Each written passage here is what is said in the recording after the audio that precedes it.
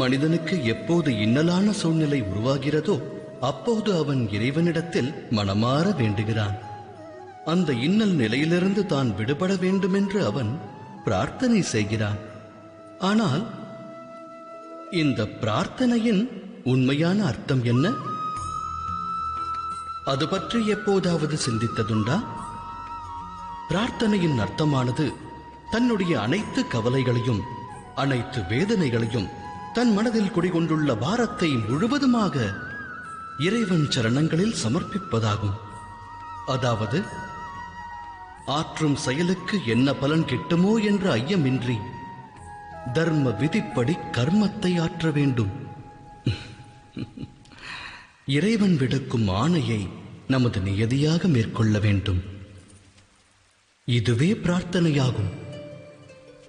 ஆனால் அந்த இறைவனுடைய ஆணையை புரிந்து கொள்வது சாத்தியம்தானா?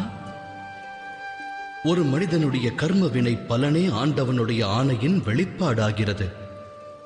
ஒருவேளை ஒருவன் கர்மங்களையே தியாகம் செய்தால் அது பிரார்த்தனையாகுமா?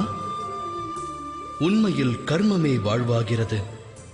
பலன் மீது மோகம் கொள்ளாமல் இருப்பதே சத்திய பிரார்த்தனையாகிறது. ஒரு பிரார்த்தனை கர்மத்தில் வேதனையை அளித்து மனிதனை செயல்பட விடாமல் தடுத்தால் அது ஒரு மனிதனின் பிரார்த்தனையா இல்லை தோல்வியா? சிந்தித்து செயலாற்றுங்கள்.